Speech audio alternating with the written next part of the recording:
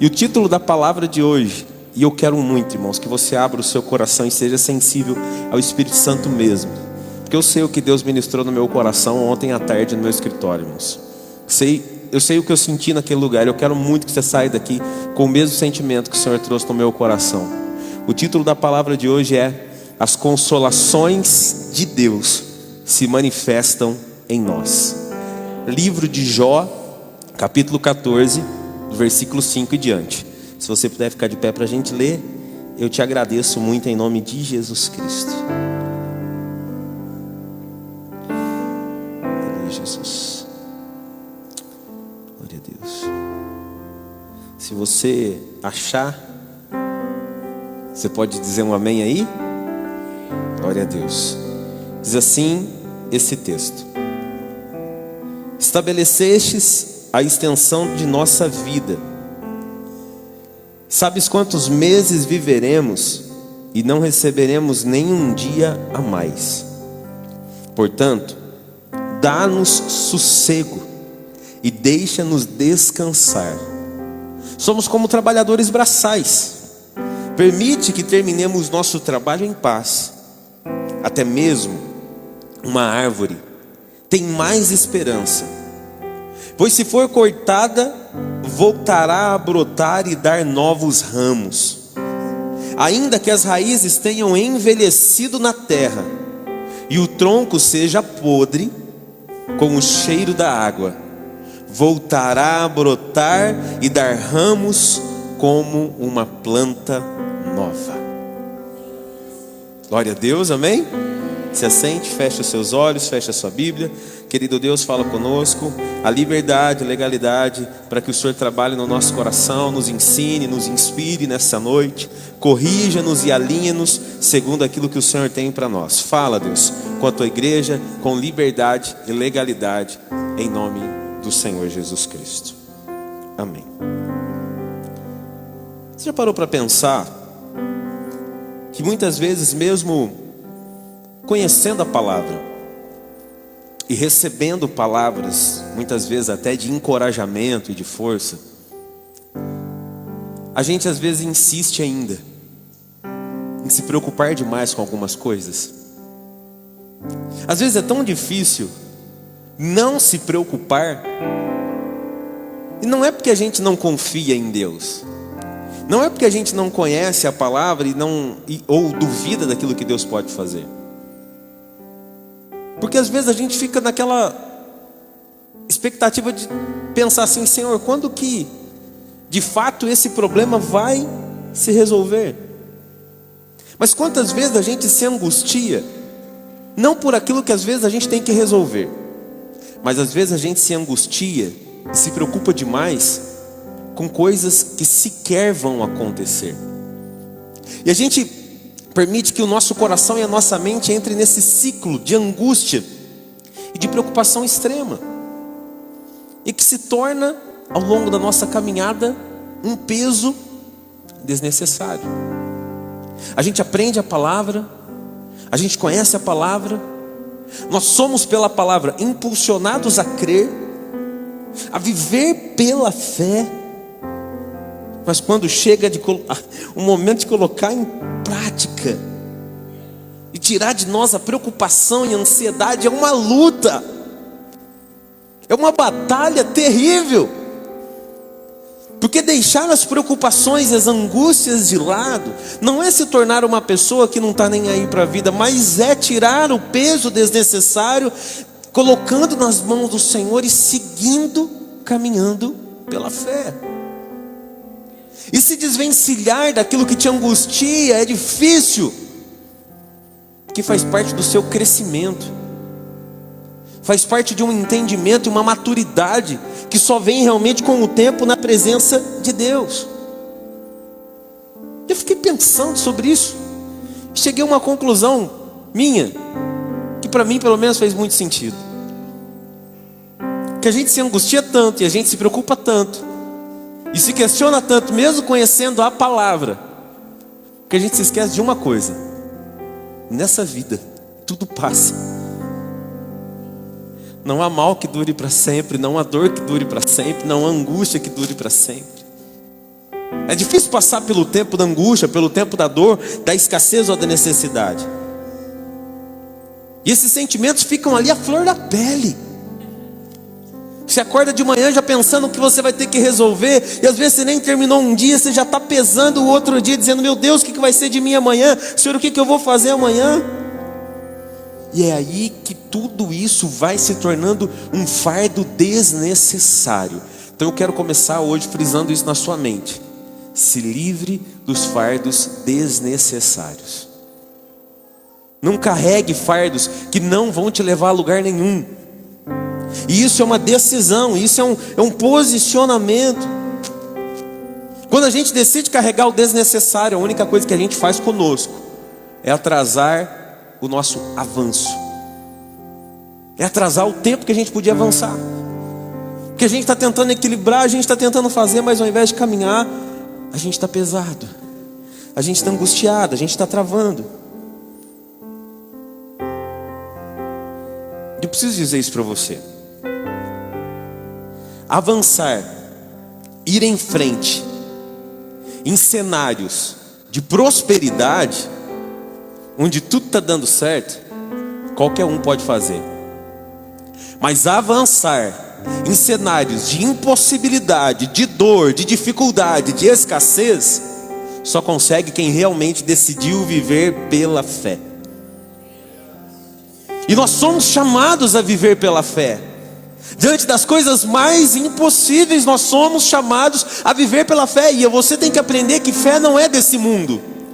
Fé não é um processo de resultado de coisas naturais. Fé é uma resposta muitas vezes racional, que nos leva a crer em algo sobrenatural.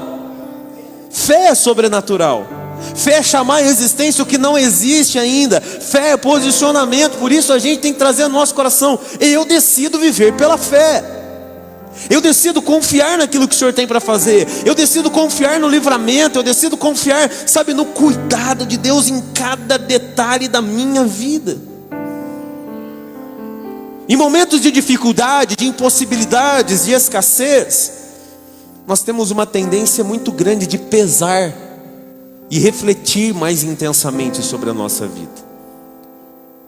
O texto que a gente leu, ele é bonito.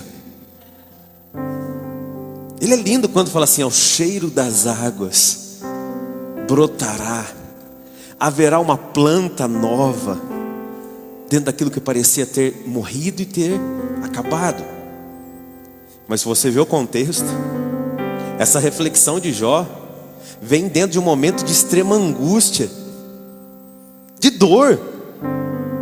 E quando ele usa o exemplo da árvore, ele está comparando a vida do ser humano com uma árvore. E ele está dizendo assim: vale muito mais a pena ser uma árvore do que ser um ser humano.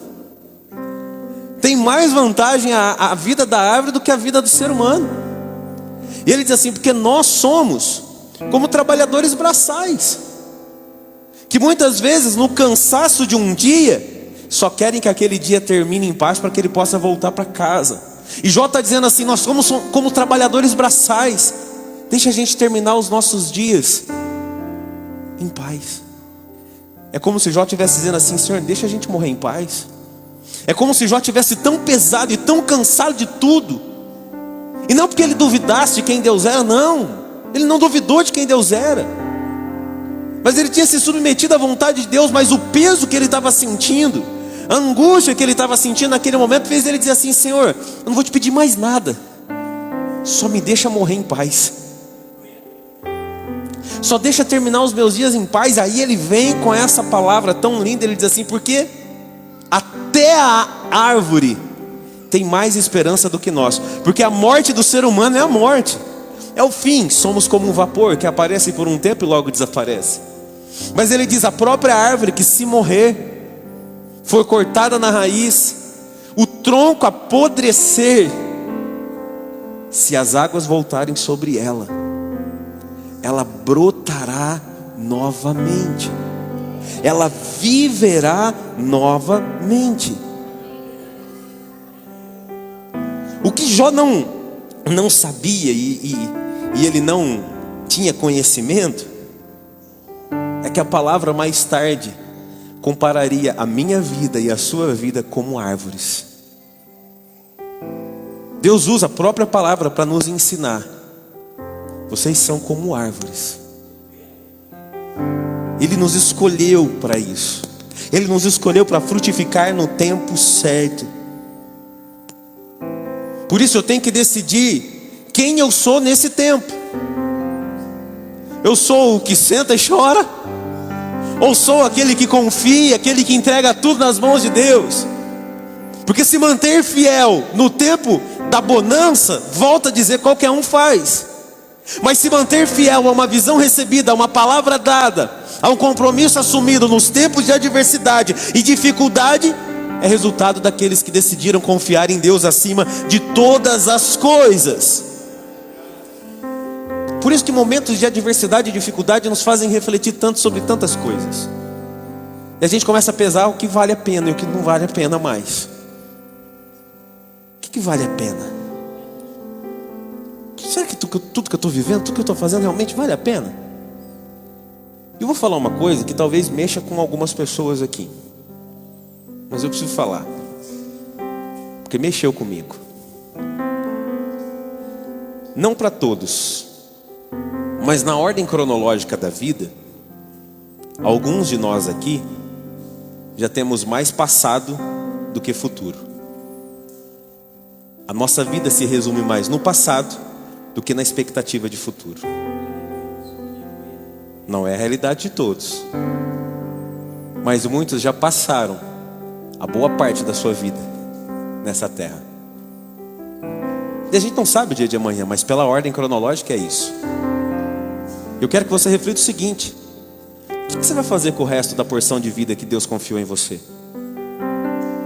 Você quer passar vivendo exatamente do mesmo jeito? Quer passar ansioso, angustiado, preocupado, sofrendo com as mesmas coisas? Ou quer decidir viver o resto de vida que você tem, a porção de vida que ainda Deus reservou para você, confiando naquilo que Ele pode fazer? Qual a expectativa do nosso coração? Qual a expectativa que nós mantemos acesa na nossa vida? Será que vale a pena viver tão angustiado, viver tão preocupado? Quando eu vou para a história de Jó, eu aprendo algumas coisas muito importantes que eu quero compartilhar com vocês. A primeira delas eu já bati na tecla, mas nós vamos para a Bíblia para encontrar a resposta e respaldo mais profundo ainda aqui. Lá no livro de Mateus capítulo 11, versículo 30. Palavras do próprio Jesus. Para que você receba consolo, para que você receba refrigério, que a sua alma encontre resposta, você vai ter que decidir se livrar dos fardos desta vida. Livro de Mateus 11:30 diz assim, palavras de Jesus: meu jugo é fácil de carregar, e o fardo que lhes dou é leve. Está pesado? Difícil, está dolorido, está incomodando, irmão, se livra disso em nome de Jesus. Chora, se derrama e fala: Deus, refrigera a minha alma, Deus. Fé é crer contra todas as coisas naturais. Decidir se livrar dos fardos dessa vida é olhar para o remédio, olhar para a receita, olhar para o diagnóstico médico e dizer: eu ainda creio em Jeová Rafá, o Deus que cura. Caminhar em cenários de impossibilidade é olhar muitas vezes para uma família que está se desestruturando, para um casamento que está se desfazendo e dizer: eu ainda creio no Deus que restaura uma família. Caminhar sobre cenários de impossibilidades muitas vezes é abrir o seu armário, olhar a sua conta, colocar tudo que você tem para pagar e dizer: eu ainda sigo acreditando no que Deus pode fazer em prosperidade na minha vida. Nós precisamos decidir se vamos viver na dependência e no consolo de Deus, ou na força do nosso braço, nos movendo diante daquilo que o Senhor quer. Por isso estou dizendo para você: decida se livrar dos fardos, joga fora. Não vou tomar esse peso, Senhor. Eu não vou tomar esse peso aqui não, Deus. Eu não vou tomar. Eu sei que eu tenho crido, eu sei que é poderoso. Eu não vou viver assim. Outra coisa que eu aprendo: pare. E agora vem um pedido meu: pelo amor de Deus, pare de viver angustiado. Livro de Salmos, capítulo 118, versículo 5. Decida não entrar nesse lugar da angústia, de permanecer nesse lugar. Olha o texto do salmista, Salmo 118, 5 diz assim: em minha angústia. Aonde? Aonde que o salmista está falando? Em minha. O que ele estava sentindo no momento? O quê? Ele estava no tempo de angústia. Mas o que ele diz? Em minha angústia, o que ele fez?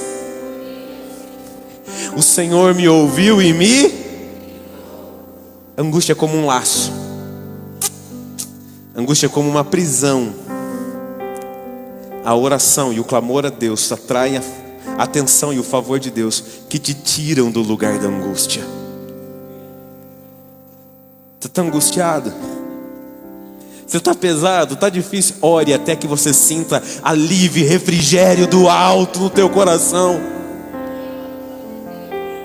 Decida não viver nesse lugar. Decida não permanecer nesse lugar. Pelo bem da sua vida. Outra coisa, se livre da preocupação extrema. A famosa ansiedade. Livro de Filipenses, capítulo 4, versículo de número 6. Olha esse princípio que Paulo ensina a Filipenses. Ele diz assim: não vivam preocupados com coisa alguma. Em vez disso, orem a Deus, pedindo aquilo de que precisam e agradecendo-lhe por tudo que Ele já fez. Quando a gente lê preocupados aqui, Filipenses 4:6, troque pela ansiedade. Então o texto ficaria: não vivam ansiosos por coisa alguma. Em vez disso, orem. Diga bem forte para si mesmo, diga assim: a oração.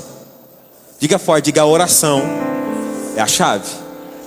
Irmãos, a gente precisa sair do lugar do lugar da reserva, onde a gente se prende, onde a gente se trava. Deus tem me levado a falar muito sobre isso nesse altar em São João da Boa Vista. Entregue o teu coração, a tua adoração, a tua vida na presença do Senhor, sem reservas. Igreja não é lugar para você estar com reserva. Igreja não é lugar para você se sentir tímido ou desconfortável para orar. Igreja, culto é para o Senhor. É lugar de você rasgar o teu coração. É lugar de você chorar. É lugar de você se derramar. É lugar de você deixar todo o peso, toda a mágoa, toda a aflição aqui. É lugar de você sair do culto leve. Mas tem gente que não consegue viver isso porque fica, com restrição. Não, aqui não é lugar de restrição. Aqui é lugar de derramar tudo, de entregar tudo, de deixar tudo no altar. Se tem um lugar que você tem que despejar as preocupações, é aqui, é nos pés do Senhor.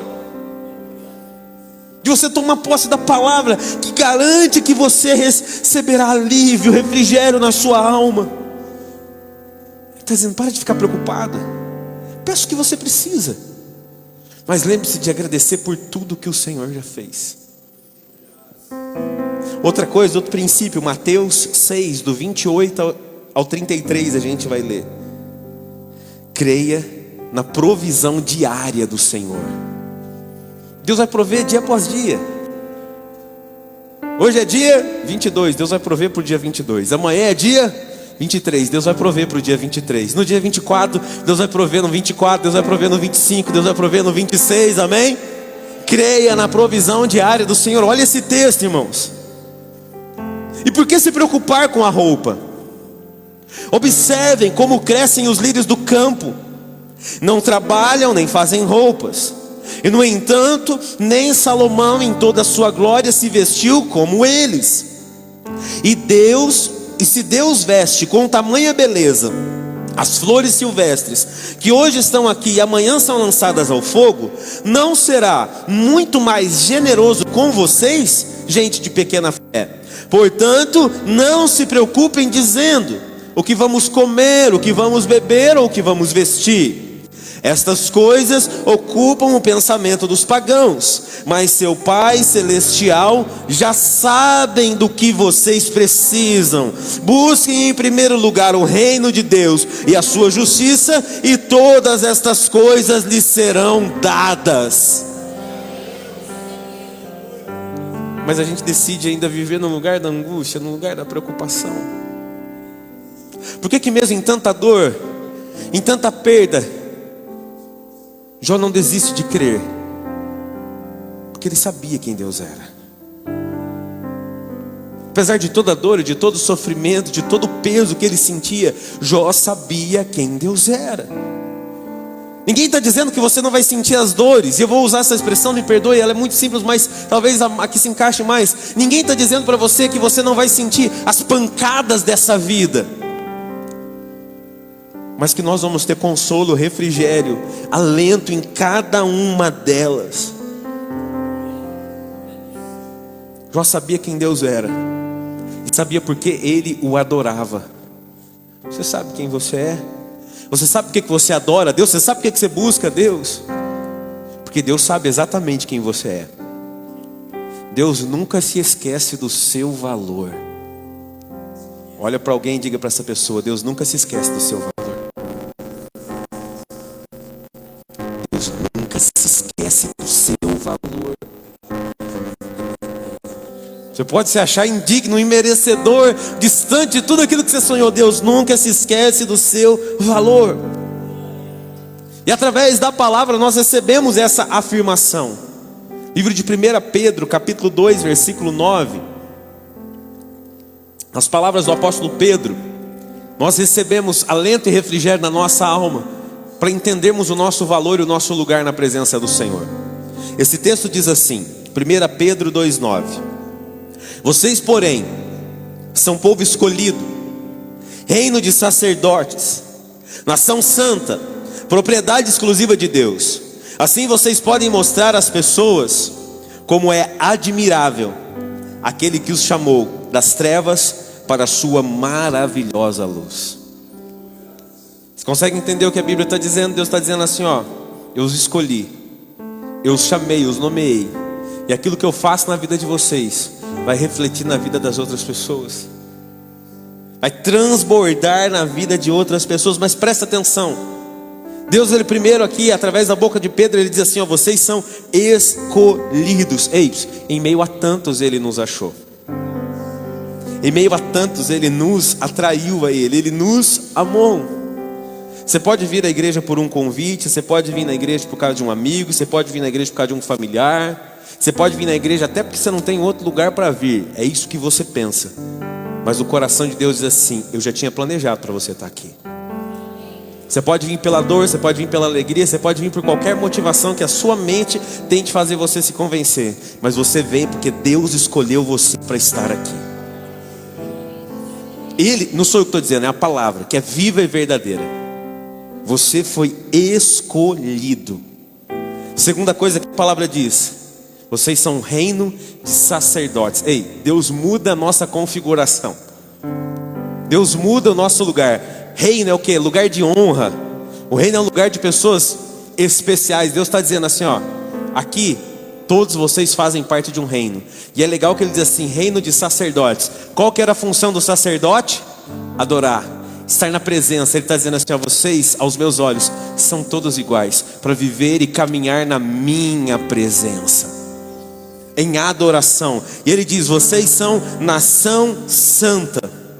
O que é isso? Chamados a carregar a marca de Deus, de desfrutar de um lugar de intimidade e relacionamento com Ele. Porque a palavra me ensina: sem santidade ninguém verá o Senhor. Ele está dizendo: vocês não são qualquer povo, vocês são a nação santa, o povo que carrega a minha identidade, que carrega a minha marca. E ele ainda continua dizendo: vocês são propriedade exclusiva de Deus. Mais do que estar nesse lugar, você tem que ter consciência que você pertence a esse lugar. Mais do que estar ou frequentar uma igreja, você tem que ter consciência: você pertence ao corpo de Cristo. É o nosso valor, a nossa identidade. Quando a gente entende isso, a gente não vacila o nosso pé, a gente não recua, a gente continua caminhando, a gente continua avançando. Quando a gente entende nosso valor em Deus, a gente enfrenta o mundo e os desafios que vierem, e a gente continua de cabeça erguida. Mesmo quando o desânimo bate, mesmo quando a angústia bate, a gente continua: Senhor, eu estou Senhor, eu estou aqui, Senhor, só pela misericórdia. Quem já disse isso? Senhor, eu vim hoje só pela misericórdia. Senhor, eu estou levantando hoje só pela misericórdia. Senhor, eu estou enfrentando essa dificuldade só pela misericórdia. Eu vim trabalhar só pela misericórdia, mas glória a Deus que você está entendendo, porque as misericórdias do Senhor é o motivo de não sermos consumidos nesse mundo. Não é só um dia, é uma vida pela misericórdia. É a graça que nos basta e a misericórdia que se renova a cada manhã. Nós nos movemos debaixo dessa palavra. E nesses momentos de angústia que a gente decide caminhar com dor, permanecer com dor, lutar com dor, mas derramando tudo na presença, é um momento que a gente recebe consolo, que a gente recebe fortalecimento. Sabe aqueles momentos que você não tem nem mais o que falar, você só consegue chorar, você só se derrama e você diz assim: Senhor, só um milagre. Nesse momento a gente recebe consolo. Isso é tão real que ele disse assim, ó, Jesus nos dizendo: eu vou, mas eu não vou deixar vocês sozinhos. Eu vos enviarei o Consolador. Aquele que toca, aquele que consola, aquele que traz a marca e a impressão de Deus no nosso coração. São em momentos assim que a gente decide caminhar, que a gente vive essa experiência do consolo e do refrigério de Deus. E a gente começa a viver essa parte da história que Jó narra, na realidade, na essência dela.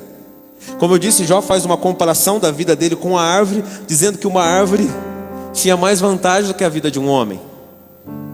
Mas Jó não conhecia o Salmo 1:3 ainda. Porque no Salmo 1:3 a gente aprende quem nós somos. Salmo 1:3 diz assim, ó: Ele é. Dá para colocar, por favor? Salmo 1:3? Deixa eu colocar aqui para a gente ler todo mundo junto. Salmos 1:3. Ele é como a árvore plantada à margem do rio, que dá seu fruto no tempo certo, suas folhas nunca murcham, e ele prospera em tudo o que faz. Acho que você não conseguiu entender, mas eu vou dizer de novo, ó. Agora eu vou mudar ali, ó. Você é para Deus, quando obedece a sua palavra, quando confia nele, você é como árvore plantada à margem do rio, que dá seu fruto no tempo certo, suas folhas nunca murcham e prospera em tudo o que faz. É assim que o Senhor nos vê. Se Jó diz que a árvore tinha mais chance do que o ser humano, Deus usa a boca do salmista, que não há uma conclusão se o Salmo 1 é de Davi ou não, mas sendo dele ou não, né? O texto nos ensina que o Senhor está nos enxergando como árvores plantadas junto a ribeiros. Mas Jó faz uma segunda comparação. Ele diz assim: a árvore voltará a brotar mesmo aparentemente morta, quando a água voltar a estar sobre ela. Você entendeu que a Bíblia hoje nos compara como árvores plantadas junto a ribeiros de água, sim ou não? Agora vamos para as palavras de Jesus, João 7:38. João 7:38, agora não é mais o salmista, agora não é mais Jó, agora não é nenhum outro profeta. Quem está falando em João 7:38 é Jesus Cristo. E olha o que diz: pois as escrituras declaram: rios de água viva brotarão do interior de quem crer em mim. Sabe o que está dizendo para mim esse texto? Sabe o que salta no meu coração? Ainda que pareça que tudo acabou, ainda que pareça que tudo morreu, quando você confia em mim, o meu Espírito se move em você, te renovando e te fortalecendo todos os dias. Porque quando Jesus ele fala das águas vivas, desse rio de água viva que brotaria do nosso interior, ele está falando em metáfora da presença e da manifestação do Espírito Santo em nós. É como ele age, é como ele se manifesta, é como ele, sabe, é como ele flui. Por onde o rio passa, tem vida. Por onde o rio passa, tem esperança. Por onde o rio passa, tem prosperidade. Por onde o rio passa, tem transformação. Quem está entendendo isso aqui, diga amém. Você consegue entender como a gente vai sentindo o consolo e o refrigério de Deus no nosso coração, sim ou não? Porque nós vamos provar desse consolo, desse refrigério vindo da parte do Senhor sobre a nossa vida. E quando eu preparava essa mensagem aí, essa parte que nós vamos entrar, Deus me pegou, gente. Porque Deus foi falando, e eu fui escrevendo, eu fui colocando isso. E eu parei um momento e eu orei e falei: Senhor, eu quero sentir esse consolo. Eu quero entender esse refrigério que vem do céu. Eu quero sentir essa manifestação do Senhor sobre a minha vida. E Deus me levou no 2 Coríntios capítulo 1, versículo 1, 12. Do 1 ao 12, 2 Coríntios 1, do 1 ao 12. É um texto de Paulo.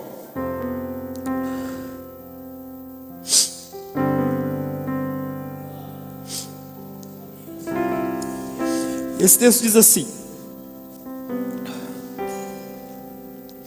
E eu, Paulo, chamado pela vontade de Deus para ser apóstolo de Cristo Jesus, escreva essa carta com o nosso irmão Timóteo à igreja de Deus em Corinto e a todo o povo santo em toda a Caia. Que Deus, o nosso Pai e o Senhor Jesus Cristo lhes dê graça e paz. Louvado seja Deus, Pai de nosso Senhor Jesus Cristo, Pai misericordioso e Deus de todo encorajamento. Ele nos encoraja em todas as nossas aflições, para que o encorajamento que recebemos de Deus possamos encorajar outros quando eles passarem por aflições. Por quanto mais sofrimento por Cristo suportarmos, mais encorajamento será derramado sobre nós por meio de Cristo. Mesmo quando estávamos sobrecarregados de aflições, é para o encorajamento e a salvação de vocês. Pois quando somos encorajados, certamente encorajamos vocês, e então vocês poderão suportar pacientemente os mesmos sofrimentos que nós. Temos firme esperança de que assim como vocês participam do nosso sofrimento, também participarão de nosso encorajamento. Irmãos, queremos que saibam das aflições pelas quais passamos na província da Ásia. Fomos esmagados e oprimidos além da nossa capacidade de suportar, e pensamos que não sobreviveríamos. De fato, esperávamos morrer, mas como resultado, deixamos de confiar em nós mesmos e aprendemos a confiar somente em Deus, que ressuscita os mortos. Ele nos livrou do perigo mortal e nos livrará outra vez. Nele depositamos a nossa esperança e Ele continuará a nos livrar. E vocês têm ajudado a orar por nós, então muitos darão graças a Deus em sua bondade, porque Ele respondeu a tantas orações feitas em nosso favor. Podemos dizer com certeza, com a consciência limpa, que temos vivido em santidade e sinceridades dada por Deus, dependendo da graça divina e não da sabedoria humana. E é dessa forma que temos conduzido a nossa vida diante do mundo, e especialmente em relação a vocês.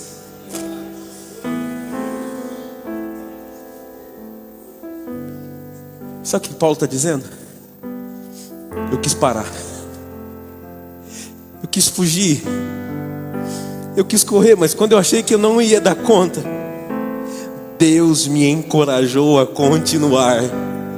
O Deus do encorajamento se manifestou sobre a minha vida, e Ele me encorajou em todas as minhas aflições. E quando eu achei que eu não poderia suportar, e eu me senti esmagado, eu me senti oprimido, e eu pensei que eu ia morrer, e eu achei realmente que iria morrer, o Senhor me livrou. E o resultado disso foi que eu deixei de confiar em mim, e confiei ainda mais naquele que ressuscita os mortos, porque Ele estava comigo. E eu decidi caminhar na minha vida, não na consciência ou na sabedoria humana, mas dependendo da graça e da sabedoria divina. Paulo diz: quanto mais aflição, quanto mais dificuldade, quanto mais problema, Deus vai te encorajar e te capacitar ainda mais para enfrentar tudo isso. Você é a árvore que ao cheiro das águas voltará a brotar em nome de Jesus. Não morreu, não acabou, não é a última palavra. Ao cheiro das águas você vai brotar novamente, você vai florescer novamente. O Deus de Jó, o Deus do salmista, o Deus de Paulo, é o nosso Deus. Encoraja o nosso coração hoje a prosseguir. Talvez hoje você está como Jó, dizendo assim: Senhor, só quero que tudo passe. Talvez você está como Paulo, dizendo assim: Senhor, acho que eu não suporto mais. Sabe, está doendo tanto que eu não sei se eu consigo enfrentar ainda tudo isso. Talvez você pode estar como algum deles. Mas hoje você está na casa do Deus do encorajamento, do Deus que te fortalece, do Deus que te cura, do Jeová Rafá, do Jeová Jireh, do El Shaddai. Ele está nesse lugar. Fica de pé no seu lugar, eu quero orar com você.